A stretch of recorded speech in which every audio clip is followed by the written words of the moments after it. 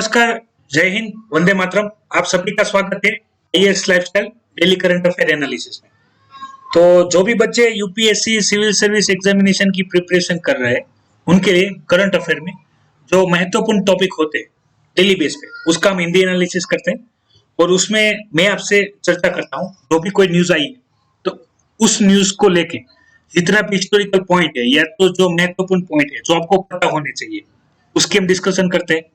साथ ही में मैं आपसे चर्चा करता हूँ, जो भी कोई न्यूज या एडिटोरियल आए तो वो जीएस के किस पेपर के किस टॉपिक के अंदर कवर होंगे, उसकी हम इन डिटेल चर्चा करते हैं।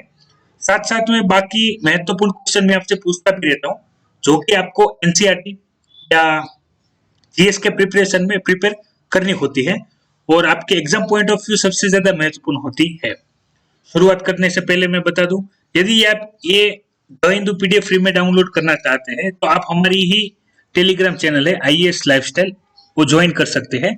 उस आईएएस लाइफस्टाइल टेलीग्राम चैनल पे एक लिंक पिन की गई है टॉप पे, तो वो फॉलो करके आप द हिंदू डेली बेस पे पीडीएफ फ्री में डाउनलोड कर सकते हैं और उसी पीडीएफ को पढ़ के आप जो महत्वपूर्ण न्यूज है वो समझ सकते हैं मॉर्निंग में। और आफ्टरनून में, डेली बेस आफ्टरनून में हम the Hindu daily current affair analysis करते हैं, ताकि कोई भी न्यूज यदि आपसे नहीं देखी है या कैसे उसके प्रीलिम्स में क्वेश्चन आ सकते हैं, मेंस में क्वेश्चन आ सकते हैं, या उस मॉडल से या उस थ्योरी से क्वेश्चन आ सकते हैं, तो सारी चर्चा हम इन डिटेल करते हैं ताकि आपका करंट अफेयर में कोई भी टॉपिक है वो छूट ना जाए। तो शुरुआत करते हैं आज 22 अगस्त के द हिंदू एनालिसिस में। तो फ्रंट पेज पे ही न्यूज आई है, न्यूज है जो श्री सरायलम पावर हाउस है उसकी। तो वहां पे क्या हुआ है, वहां पे फायर एक्सीडेंट हुआ है जिसमें जो इंजीनियर है वहां पे जो कार्य करते थे, ठीक है, उनकी मृत्यु हुई है। अभी ये न्यूज में ही है, हो सके कल इसके ऊपर इंफॉर्मेटिव इंफॉर्मेशन आ जाए कि क्या रीजन था कि जिसकी वजह से जो ये पावर प्लांट है वहां पे आग लगी। तो अभी इसमें जो महत्वपूर्ण बातें हैं वो एग्जाम के point of view, UPSC exam के पॉइंट ऑफ व्यू, आपको ऐसा नहीं पूछेंगे कि भाई जो वहां पे एक्सीडेंट हुआ था, ठीक है, फ्रांस लमन में एक्सीडेंट हुआ था, उसमें कितने इंजीनियर थे, कितने वर्कर थे जो मारे गए, ऐसे नहीं पूछेंगे। आपको ध्यान क्या रखना है, सबसे पहली और महत्वपूर्ण बात कि जो फ्रांस लमन पावर हाउस है वो कौन सी नदी पे स्थित है, ठीक है। तो नदी का नाम आएगा, रिवर का नाम आएगा कृष्णा रिवर, ठीक है। और ये भारत का दूसरे नंबर का जो हाइड्रोलिक पावर स्टेशन है वो है दूसरे नंबर का। तीसरे नंबर का भी कृष्णा के ऊपर है, वो भी देखेंगे।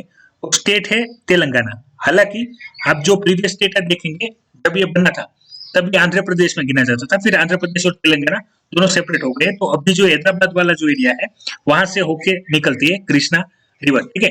कृष्णा रिवर कितने स्टेट में से निकलती है उस वो इंफॉर्मेशन आपको वीडियो की कमेंट बॉक्स में कमेंट करना है, ठीक है। साउथ में जो कृष्णा रिवर है वो कितने स्टेट से होकर गुजरती है और कहाँ पे उसका उद्गम होता है और कहाँ पे उसका अंत होता है और उसकी मेन ट्रिब्यूटरी कौन सी है वो आपको बतानी है, ठीक है। तो यहाँ से मैं आपको पहले बता देता हूँ जो हाइड्रोलिक प्लांट होते हैं उनका वर्किंग कैसे होता है, तो वो मैं आपको बता दूं, आपको आइडिया आ जाएगा। पहले हम उसका वर्किंग देख लेते हैं, फिर बाकी की जो इन्फॉर्मेशन है वो मैं आपसे चर्चा कर लेता हूँ। तो एक कॉमन मॉडल है, ठीक है, जो भी हाइड्रो पावर प्लांट है, ठीक है, उसका कॉमन स्ट्रक्चर है। उसमें रहता क्या है, कौन कौन सी चीजें रहती है वो समझ लीजिए। ये मान लीजिए ये पहले नॉर्मल रिवर रहती है, यहाँ पे आप देख सकते हैं, ये जब डैम नहीं होता है तब की बात करें तो सेम समझ लीजिए यहाँ से रिवर बहती रहती है, ठीक है। लेकिन रिवर में पानी का जो कैपेसिटी वो ज्यादा होता है और ऐसा जैसे पहाड़ी एरिया है कि मान लो कि हम यहाँ पे डैम बना दें, ठीक है, यहाँ पे डैम बना दे, जैसे यहाँ पे मेंशन है डैम बना दे, और उसके पानी को कंट्रोल करके अगर प्रेशर से हम उसको बहाए तो यहाँ पे जो जनरेटर है, ठीक है, ये जनरेटर है, उसको हम घुमा के जो जनरेटर टरबाइन घुमा के हम जो इलेक्ट्रिसिटी जनरेट कर सके, तो ऐसी नदी पे हाइड्रो पावर प्लांट बिठाया जाता है। तो उसमें सबसे महत्वपूर्ण क्या रहता है, पहले तो हम डैम बनाते हैं, ठीक है, यहाँ पे पानी का संग्रह करते हैं। दूसरा चीज, ये जो अपना कंट्रोल गेट इसको बोलते हैं कंट्रोल गेट, तो कंट्रोल गेट का क्या क्या होता है, वो यहाँ से प्रेशर जनरेट करेंगे और प्रेशर से यहाँ से पानी जो पेन स्टॉक है, इसको पेन स्टॉक बोलते हैं, पेन स्टॉक से उसको प्रेशराइज पानी को छोड़ते हैं और ताकि टरबाइन यहाँ पे टरबाइन घूमे, टरबाइन से अपना जनरेटर चले और जनरेटर से इलेक्ट्रिसिटी जनरेट हो और वही इलेक्ट्रिसिटी हम अपने जो भी कोई मान लीजिए खेतों में देनी है या सिटी में देनी है या इंडस्ट्री में देनी है उसको दे सकते हो, और बाकी जो पानी है वो रिवर में अपने आप से चलता जाएगा। अभी ये नॉर्मल वर्किंग प्लान प्लान है हाइड्रो पावर स्टेशन का। मान लीजिए ये चर्चा में रहा, जैसे आज तो अभी न्यूज ही आई है, लेकिन हो सके कल इसका इन डिटेल अपने को इन्फॉर्मेशन मिले, और ना भी मिले तब भी कोई बात नहीं। आप में से जो भी कोई इंजीनियरिंग बैकग्राउंड के जो स्टूडेंट है उनको एटलीस्ट ये पता होना चाहिए, क्योंकि ये क्या रहता है, जब भी कोई करंट में कोई एक्सीडेंट होता है या इमरजेंसी कंडीशन होती है जो चर्चा में रहती है, तो वहां से क्वेश्चन आते हैं प्रीलिम्स में। अगर महत्वपूर्ण नहीं है तो प्रीलिम्स में आते हैं, और अधिक महत्वपूर्ण है जैसे बार बार हो रहा हो तो मेंस में भी क्वेश्चन आ सकते हैं। तो यहाँ पे और एक समझ लीजिए, आप जो ये प्लान देखेंगे, ठीक है, यहाँ पे एक बात समझ लीजिएगा, यहाँ पे गेट लगे होते हैं, अगर पानी ओवरफ्लो हो जाए तो यहाँ से वो छोड़ देते हैं। तो आप बाहर से जो फिगर दे सकते हैं उसमें आप ये सब चीजें नहीं देख सकते, ठीक है। और सबसे महत्वपूर्ण जो बात है मैंने आपको बताया, जैसे कि वो नंबर 2 प्लांट है, ठीक है, ये श्राइन साम लमन जो डैम है, ठीक है, ये श्राइन साम लमन डैम का नाम पड़ा है टेम्पल के ऊपर। वहां पे जो कृष्णा रिवर है, कृष्णा रिवर के नजदीक में श्राइन सालम टेम्पल है, उसके नाम पे इस डैम का नाम पड़ा है। ये दूसरे नंबर का है। पहले नंबर का है तेहरी डैम, नाम याद रखिएगा, तेहरी डैम है।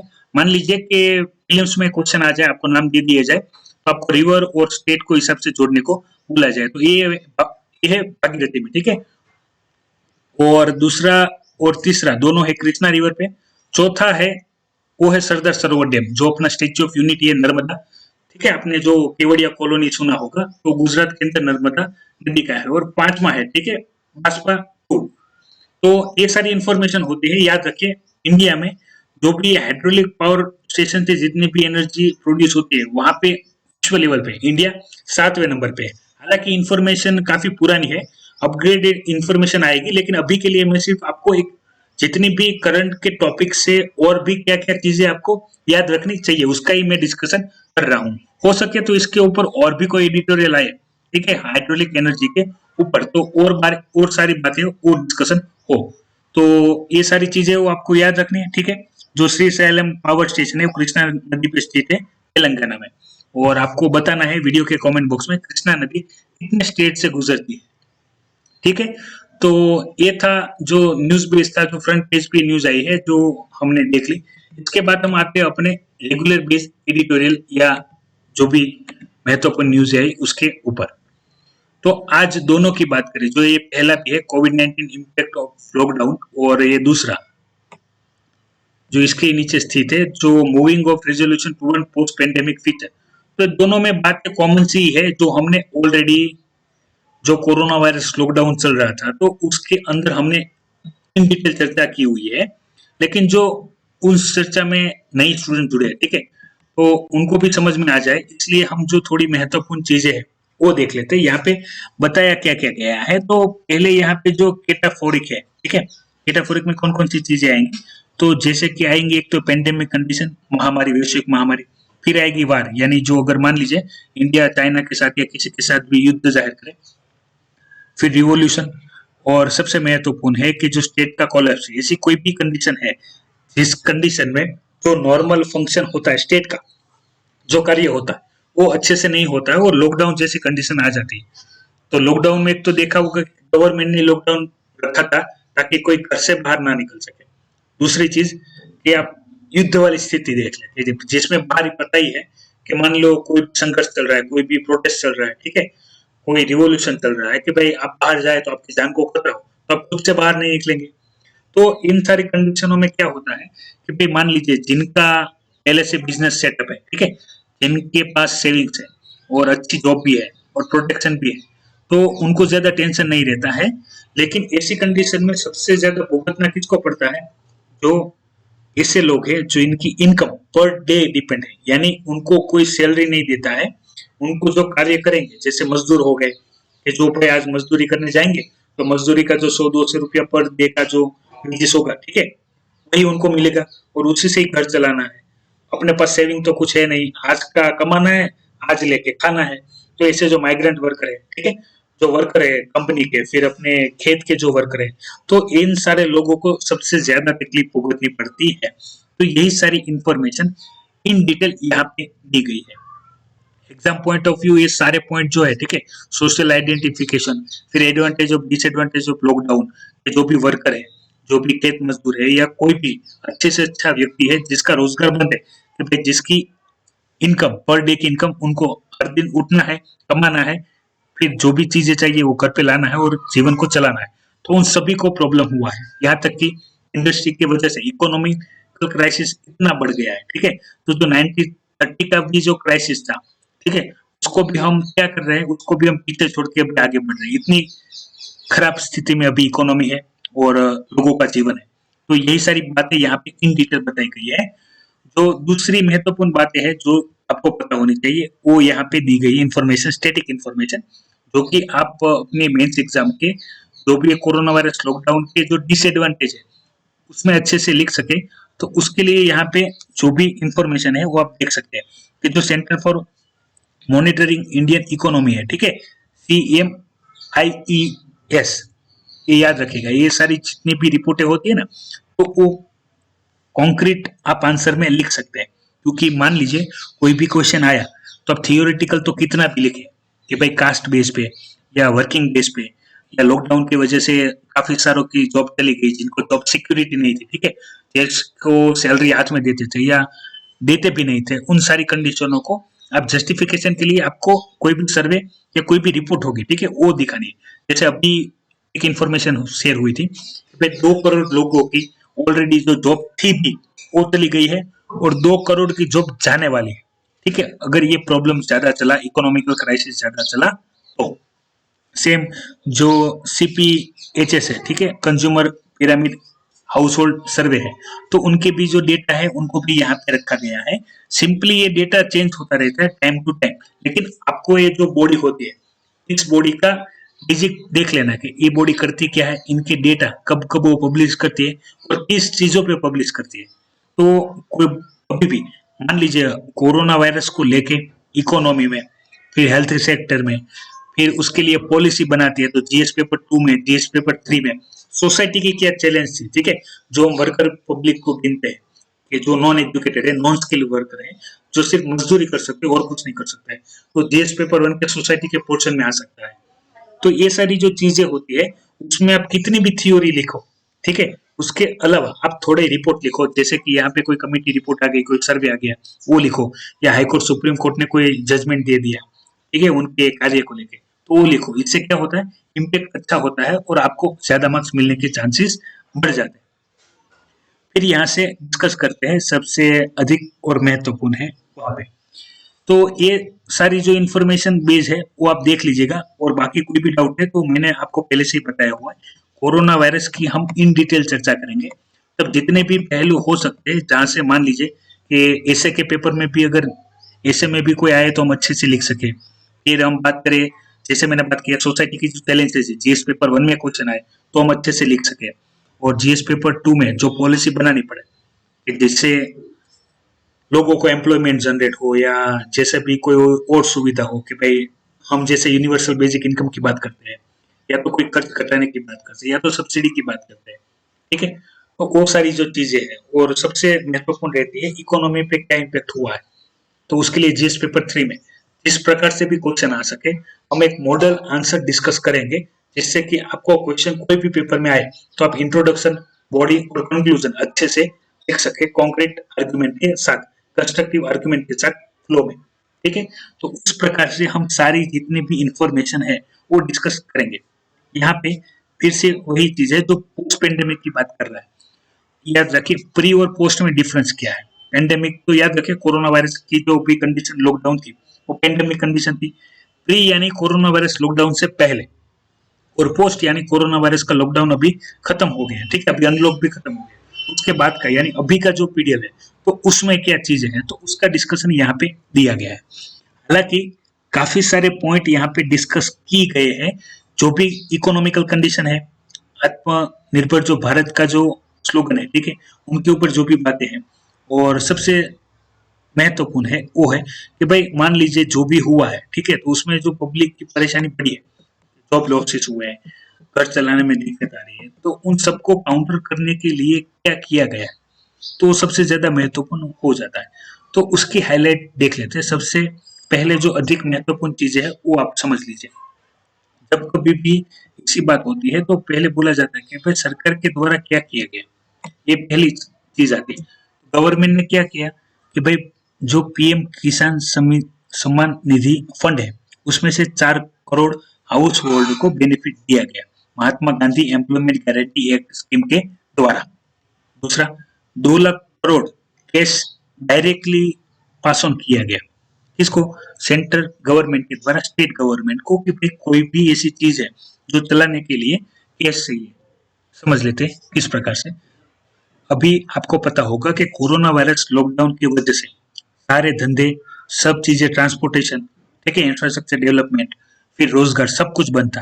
तो स्टेट गवर्नमेंट की इनकम बनती, क्योंकि जो भी कोई टैक्स पे करेगा या जैसे कि इंफ्रास्ट्रक्चर में कोई ट्रैवलिंग कर रहा है तो कोई टोल टोल टैक्स देगा, या जैसे भी कोई एक्टिविटी होगी तो गवर्नमेंट की इनकम शुरू रहती है, ठीक है। लेकिन लॉकडाउन की वजह से स्टेट की कोई इनकम थी नहीं। दूसरी चीज, ये कोरोना वायरस लॉकडाउन में जो स्टेट थी उसको हॉस्पिटल पे खर्चा करना था, हॉस्पिटल सुविधा थी, यानी जो भी पेशेंट वहां पे एडमिट होते थे तो उन पेशेंट के लिए उनको क्या करना था कि भाई उनके लिए उनको फैसिलिटी देनी थी।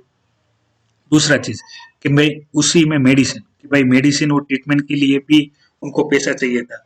मान लीजिए जो हम बात करें गवर्नमेंट हॉस्पिटल की, तो वहाँ पे मेडिसिन प्रोवाइड करवाना, फिर वहाँ पे जो इक्विपमेंट है जैसे कि वेंटिलेटर है और भी कोई वो भी देना। तो इस कंडीशन में भी क्या होता है, जैसे हम अपनी इनकम देखते हैं वैसे गवर्नमेंट या स्टेट में, सेंटर या स्टेट में उनकी सेविंग्स रहती है, ठीक है। उनके पास जितना भी पैसा रहेगा जो स्टेट तिजोरी में रहता है तो उसी पैसे से वो इस्तेमाल करके सब कुछ ये सुविधाएं देंगे।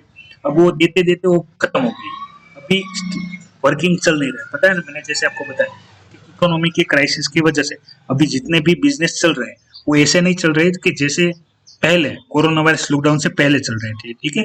तो स्टेट की भी इनकम बंद हो गई थी। इस कंडीशन में सारा कुछ चलाने के लिए जो स्टेट थी, ठीक है, अभी जीएसटी का भी मैंने जैसे बताया था आपको, अभी उसकी भी डिस्कशन करी। पहले स्टेट के पास काफी सारी इनकम थी, ठीक है, वैल्यू एडेड टैक्स जो सिस्टम थी उसमें। तो अभी क्या कर दिया, उन सब टैक्स को मर्जर करके जीएसटी कर दिया। तो जीएसटी में भी क्या हुआ था कि जो जैसे कि ये अपने जो अल्कोहल और टोबैको वाली जो प्रोडक्ट है और 2-3 और जो चीजें हैं उसकी इनकम सीधा स्टेट के पास आती है। बाकी सारा जो इनडायरेक्ट टैक्स है वो जाता है सेंटर के पास और सेंटर स्टेट को देता है, तब जाके स्टेट के खर्चे के लिए पैसा आता है। तो स्टेट की इनकम बंद हो गई तो उस कंडीशन में स्टेट को गवर्नमेंट चलाने के लिए भी, कभी कभी स्कीम चलाने के लिए भी पैसा की जरूरत पड़ती है, तो सेंटर उनको पैसा प्रोवाइड करता है तब जाके होता है, ठीक है। ये कंडीशन हमने इन डिटेल डिस्कस की थी जब कोरोना वायरस लॉकडाउन में और जीएसटी के जो रिफंड होते हैं वो देने में जब बात हुई थी तब। दूसरी यहाँ पे यही सारी चीजें बताई गई है कि भाई आरबीआई ने भी पॉलिसी बनाई थी, आपने 20 लाख करोड़ का पैकेज जो माननीय हमारे जो प्राइम मिनिस्टर है उन्होंने जो अनाउंस किया था उसमें मैंने बात किया था कि जो 8,000 करोड़ का पैकेज है वो है मॉनेटरी पैकेज, यानी जो आरबीआई ने अनाउंस किया है किसको, अपनी जो जितनी भी इंस्टीट्यूट है जिनको पैसा देना है पब्लिक के लिए, कि ताकि वो, जैसे कि अभी मंदी चल रहा है तो उसमें आप बैंक को पैसा दे दो, ठीक है, कम इंटरेस्ट पे, और बैंक को भी बोलो कि भाई आप इसको बिना गारंटी के लोगों को दे सकते हो ताकि लोगों के पास पैसा आए। तो जो माइक्रो स्मॉल मीडियम एंटरप्राइज है उनके पास पैसा है तो वो उन पैसे से रॉ मटेरियल खरीदेंगे, ठीक है, फिर से जितना गुड से बनाएंगे ताकि रोजगार जनरेट हो। सेम बाकी के भी जो बैंक है जैसे रिजर्व बैंक ऑफ इंडिया ने जो अन्य बैंक है उनको भी पैसे दिए ताकि क्या हो, मार्केट में फ्लो हो पैसे का, गवर्नमेंट के पास से पैसा आरबीआई अपने जो भारत की बैंक है तो वहां से बैंकों के पास जाए और बैंक उसी पैसे को लोगों को दे ताकि वो लोग उन पैसे का उपयोग करके अपने जो भी कार्य है जिसमें उनको पैसे की जरूरत होती है रॉ मटेरियल खरीदने में या इक्विपमेंट खरीदने में या टेक्नोलॉजी खरीदने में, तो वो उनका इस्तेमाल करें, प्रोडक्ट बनाए, फिर से मार्केट में ले जाए और बेचना शुरू करे। तो जो ये लॉकडाउन की क्राइसिस है वो पूरी हो। और आत्मनिर्भर भारत में अंदर ट्राई किया गया है कि भाई कोई भी अपना कोई बिजनेस ओपन करना चाहता है, ठीक है, उसके पास कोई भी स्टार्टअप आइडिया है, including not only product based, only also software based, क्योंकि जो अपने 59 एप्लीकेशन बैन की है तो इंडिया खुद भी चाहता है कि भारत के पास इतना बड़ा मार्केट है तो भारत खुद की ये बनाए, खुद ही सर्वर बनाए, खुद ही डेटा स्टोर करे और आगे बढ़े। मेक इन इंडिया का जो कॉन्सेप्ट है, आत्मनिर्भर भारत का, ठीक है, सेल्फ रिलायंस का जो कॉन्सेप्ट है वो आगे बढ़े। तो यही सारी बातें यहाँ पे इन डिटेल बताई गई है। हालांकि ये हमने बहुत डीप में डिस्कस किया है। ये जो हम कोरोना वायरस लॉकडाउन में जो इकोनॉमिकल क्राइसिस थे उनकी जब चर्चा करते थे, तब ये सारी बात हम इन डिटेल डिस्कस करते थे। यहाँ से मैं आगे बात करूं तो ये यूएस बेस्ड जो है उसके लिए है, पॉलिटिकल है, अपने लिए ज्यादा काम का नहीं है। सारे पॉइंट हमने डिस्कस किए हुए, फिर भी आपके पास टाइम है तो आप पढ़ सकते हैं। मैं आपको स्किप करने के लिए भी बोलूंगा अगर ये आप जरूरी नहीं है तो, ये बातें भी हमने डिस्कस ऑलरेडी की। ये श्रीलंका के इलेक्शन को लेके कि वहां पे जो राजपक्सा जी की सरकार आई है, ठीक है, एसएलपीपी जो पब्लिकन पार्टी कहलाई जाती है, तो उनकी मेजोरिटी आ गई है। तो उन्होंने 19th कॉन्स्टिट्यूशन अमेंडमेंट एक्ट के द्वारा जो प्रावधान लाए हैं उनकी हम चर्चा कर लेते हैं। वो महत्वपूर्ण है, वो आपको जानना चाहिए, क्योंकि हो सकता है इंटरनेशनल रिलेशनशिप में इंडिया के जो रिलेशन है वो श्रीलंका के साथ कैसे है और उन्होंने कॉन्स्टिट्यूशनल क्या चेंज किया, उसके ऊपर अगर डिबेट आ जाए तो अच्छा रहता है। तो ये आप याद रखिएगा, ये है 19 कॉन्स्टिट्यूशन अमेंडमेंट। इसके अलावा 13 कॉन्स्टिट्यूशन अमेंडमेंट की भी मैंने जब इलेक्शन हो रहे थे 5 अगस्त को श्रीलंका के, तब इन डिटेल बात की थी। इसमें इन्होंने क्या किया है कि भाई जो प्रेसिडेंट है उनका टेन्योर 2 बार कर दिया है, और उनका जो टेन्योर भी था वो 5 साल का कर दिया है। दूसरी चीज यहाँ पे बताई गई थी, भाई आप जो वहां की सरकार है, पार्लियामेंट है, उसको आप डिसोल्व नहीं कर सकते हो 5 साल से पहले, और उससे पहले भी करनी है तो आपको 2/3 मेजोरिटी चाहिए पक्ष की। और अभी जो ये एसएलपीपी जो पार्टी आई है, ठीक है, राजपक्सा जी की जो सरकार आई है उसमें तो अपक्ष ही नहीं है, इतनी मेजोरिटी से वो सरकार जीती है। जीतने के कारण भी हमने डिस्कस किए थे, क्योंकि वहां पे जो तमिल माइनॉरिटी है, हमारे जो भारत के मूल तमिल लोग हैं, वो श्रीलंका के अंदर माइनॉरिटी है, तो उनके राइट्स की उनको प्रेजेंटेशन, यानी उनका जो भी नीड है वो उसको ध्यान में रखा जाएगा, ऐसा वादा किया गया था एसएलपीपी पार्टी के द्वारा। तो अभी वहां पे जो राजपक्सा जी की सरकार आ गई है, तो आपको उस पॉइंट में से 19 कॉन्स्टिट्यूशन अमेंडमेंट एक्ट और 13 कॉन्स्टिट्यूशन अमेंडमेंट एक्ट जो महत्वपूर्ण रहते हैं वहां के, ये कॉन्स्टिट्यूशन अपना नहीं है, याद रखिएगा, ये श्रीलंका का है, ठीक है, कंफ्यूज मत हो जाना, इंडिया से मत जोड़ लेना। ये श्रीलंका का कॉन्स्टिट्यूशन है जिसमें चेंजेस लाए गए। 13 क्यों लाया गया था, क्योंकि वहां पे जो तमिल राइट्स के लिए जो एलएनटीटी का जो संगठन था, तो उसको सरेंडर करने के लिए हमारे राजीव गांधी द्वारा एक कैंपेन जैसा चलाया गया था कि भाई, जिससे क्या बोला गया कि भाई उनके राइट्स है वो उनको दिए जाएंगे, उनकी जो बेसिक नीड्स है, फंडामेंटल राइट्स है, उनकी जो नीड है वो सेटिस्फाई की जाएगी। तो संगठन का जो बिगड़ था वो कंट्रोल करने के लिए 13 कॉन्स्टिट्यूशन अमेंडमेंट एक लाया गया, और 19 कॉन्स्टिट्यूशन अमेंडमेंट एक में मैंने जैसे बताया, प्रेसिडेंट को 2 बार की परमिशन दी गई, 2 बार ही कोई प्रेसिडेंट के लिए खड़ा हो सकता है, और 5 साल के लिए ही टेन्योर कर दिया गया, ठीक है, टेन्योर को कम कर दिया गया। और जो पार्लियामेंट है, ठीक है, वहां पे रिजोल्यूशन है, वो 5 साल के पहले आप नहीं कर सकते, और करना भी है तब भी 2/3 मेजोरिटी चाहिए टोटल सीट, ठीक है। बाकी सारी पॉलिटिकल न्यूज है जो अपने exam point of view importance नहीं रखती है, ठीक है। जितना आपको जानना चाहिए उतना मैंने बता दिया। यही सारी डिस्कशन आगे भी यहाँ पे मेंशन की गई है, ठीक है, जिसकी हमने ऑलरेडी इन डिटेल चर्चा कर ली है लॉकडाउन की वजह से, और बाकी जो इलेक्शन क्राइसिस चलते हैं उनकी वजह से। तो मैं ट्राई करता हूँ स्टूडेंट, जितना भी कोई भी इंफॉर्मेशन हो वो आपको अच्छे से आप समझ सके और प्रिपेयर कर सके। तो याद रखिए, न्यूज कोई भी आती है, जैसे अभी हमने फ्रंट न्यूज देखा था श्री साई लमा जो हाइड्रो इलेक्ट्रिक पावर स्टेशन है उनके न्यूज के बारे में, तो यहाँ पे इन डिटेल बाकी भी इंफॉर्मेशन दी गई है, जिसमें जो जरूरी थी एग्जाम पॉइंट ऑफ व्यू वो हमने डिस्कस कर ली है। यहाँ पे और एक चीज है वो कोऑपरेशन वाली है, देख लीजिए। अभी ये हुआ है तेलंगाना स्टेट के अंदर, ठीक है, और जैसे बोला गया है कि ऑफिस आंध्र प्रदेश भी उसको मदद करेगा अगर उनको मदद की जरूरत है, तो ये सबसे महत्वपूर्ण बात है। और बाकी सारी बहुत सारी न्यूज़ें यहाँ पे दी गई है, तो आप वो भी देख सकते हैं। लेकिन जितने महत्वपूर्ण न्यूज़ें रहती है तो उसका हम इन डिटेल डिस्कशन में इतने पॉइंट है जो आपको प्रिपेयर करने चाहिए। हाइड्रो इलेक्ट्रिक पावर स्टेशन जो है, ठीक है, तो मैंने आपको बता दिया हाइड्रो इलेक्ट्रिक पावर प्लांट है, तो उसका मॉडल कैसे होता है। फंक्शनिंग में मैंने आपको बताया कि भाई वहां से प्रेशर से पानी को छोड़ा जाता है, ताकि ये जो आप देख रहे हैं यहाँ पे, जो नीचे देख रहे हैं ना आप, वो उसके जो जनरेटर टरबाइन नीचे होगा, ये ऊपर जनरेटर वाला भाग हुआ, यहाँ पे लोग जा सकते हैं। अभी बात आती है कि मान लीजिए हमने इंडिया का तो देख लिया, इंडिया का पहला, दूसरा, तीसरा, ठीक है, लेकिन विश्व का भी सबसे बड़ा प्लान कहाँ है, वो भी जिसको भी पता हो वो वीडियो के कमेंट बॉक्स में कमेंट कर सकता है, ताकि पता चले कि जो नेशनल लेवल पे जितने भी बड़े बड़े प्लांट वर्किंग है वो आपको पता हो। और सबसे महत्वपूर्ण बात, हम जो बात कर रहे हैं ग्रीन एनर्जी की, कि जिसमें कोई भी ईंधन है, ठीक है, जैसे कोयले की भी इसमें बात होगी, तो कोयले का भी इस्तेमाल ना हो। और सबसे महत्वपूर्ण बात कि भाई जिससे कार्बन जनरेशन हो, ठीक है, कार्बन डाइऑक्साइड है, कार्बन मोनोऑक्साइड, तो जितना भी कम हो उतना अच्छा है। और जितना हम ये हाइड्रोलिक पावर स्टेशन है, फिर हम जो सोलर पावर प्लांट पे काम करते हैं, ताकि इससे क्या हो कि हमारे पास एनर्जी जनरेट हो, और उसी एनर्जी का उपयोग हम सिटी, गांव, जैसे इंडस्ट्री, उनके सप्लाई के लिए करें। और ये सब ऐसी चीजें है कि भाई इसमें जैसे खर्चा तो इसमें भी होता है, लेकिन जो एनवायरमेंट है उसको ये इसमें प्रॉब्लम नहीं होता है। तो मैंने जैसे बताया कि भाई इंडिया सतत जैसे भी नया कोई प्रोजेक्ट आता है तो उसके ऊपर कार्य कर रहा है, ताकि अच्छे से उन सारी चीजों को इम्प्लीमेंट किया जा सके। बाकी महत्वपूर्ण जितनी भी न्यूज़ हैं वो मैंने आपसे डिस्कस कर ली है।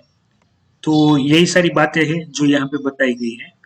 बाकी कोई भी चीज़ आपको समझ में ना आया तो आप वीडियो के कमेंट बॉक्स में कमेंट कर सकते हैं। अभी फिर से चर्चा कर लेते हैं प्रशांत भूषण जी कोर्ट केस में, जिसमें जो अटॉर्नी जनरल का नेम जो प्रिसाइडिंग था, ठीक है, उसमें डाल दिया गया है के वेणुगोपाल जी, जिन्होंने हमने कल डिस्कस किया था। उन्होंने जो सुप्रीम कोर्ट है उनसे जो चर्चा की थी, वो सुप्रीम कोर्ट को बताया था कि भाई आप जो प्रशांत भूषण जी हैं तो पब्लिक के लिए अच्छे कार्य कर रहे हैं, तो आप उसको क्या कर सकते हो, उसको आप बोल सकते हो, उनको आप डायरेक्शन दे सकते हो, या यहाँ तक कि भाई बोल के सुना भी सकते हो, लेकिन आप सजा नहीं दे सकते। और मैंने आपसे क्वेश्चन किया है और आपको मुझे बताना है, क्यों मोटो में ऐसी कौन सी कंडीशन है जिसमें अटॉर्नी जनरल ऑफ इंडिया की परमिशन लेनी पड़ती है। जिन भी बच्चों ने पढ़ लिया है जीएस, ठीक है, जिसने पॉलिटिक में जो अपने सुप्रीम कोर्ट है और हाई कोर्ट जिसका कंप्लीट हो गया है, उन बच्चों को आंसर करना है कि इन कंडीशन में यदि सुप्रीम कोर्ट या हाई कोर्ट क्यों मोटो दाखिल करता है, तो जो अटॉर्नी जनरल ऑफ इंडिया है उनकी परमिशन लेनी पड़ती है या तो नहीं लेनी पड़ती। दोनों डिस्कशन हमने किए थे, और इस सारे जो केस था उसमें हमने वही सारी बातें डिस्कस की थी कि भाई शिव मोटो सुप्रीम कोर्ट और हाई कोर्ट कौन कौन सी कंडीशन में दाखिल कर सकता है। फिर कंटेम्प्ट ऑफ कोर्ट, जिसमें सिविल कंटेम्प्ट ऑफ कोर्ट और क्रिमिनल कंटेम्प्ट ऑफ कोर्ट क्या होता है।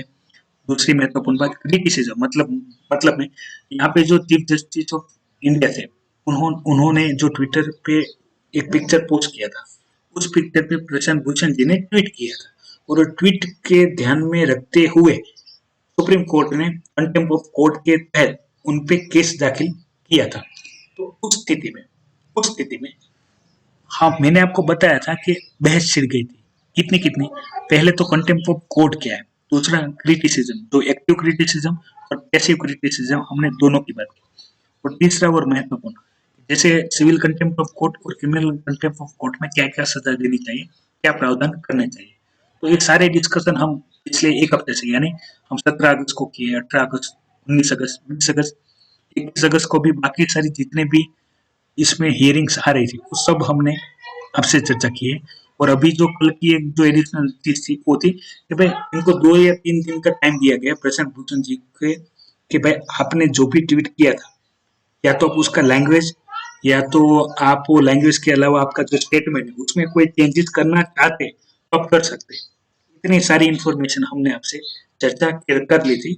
इसके अलावा भी कोई इसके जैसे ही ये खत्म होगा, कोई यदि सजा सुनाई भी जाती है तो वो खत्म होने के बाद हम सारी जो पॉइंट होंगे इसके प्रशांत भूषण जी जो सुप्रीम कोर्ट शिवमोटो केस है, तो वो सारी इंफॉर्मेशन एक साथ चर्चा करेंगे। आज मैंने अपने आपसे जितने भी क्वेश्चन पूछे उसकी इंफॉर्मेशन आपको मुझे देनी है। यहाँ से हम आगे बात करें, तो इसमें मैंने जितनी भी इंफॉर्मेशन बताई वो आपको पसंद आई हो तो वीडियो को लाइक कीजिएगा। दूसरे बच्चों को डेली करंट अफेयर ये वीडियो शेयर कीजिएगा ताकि ये इंफॉर्मेशन उन तक भी पहुंचे। और यदि आप ये पीडीएफ डाउनलोड करना चाहते हैं तो आप हमारी ही टेलीग्राम चैनल है IAS लाइफस्टाइल, उसके ऊपर एक लिंक पिन की गई है, वो फॉलो करके आप ये PDF फ्री में डाउनलोड कर सकते हैं। आशा रखता हूँ यहाँ पे जितनी भी इंफॉर्मेशन दी है वो आपको अच्छे से समझ में आई होगी और एग्जाम पॉइंट ऑफ व्यू सारे आइडिया आपको क्लियर हुए होंगे। तो आपसे विदाई लेता हूँ। जय हिंद, वंदे मातरम। आपका दिन शुभ रहे।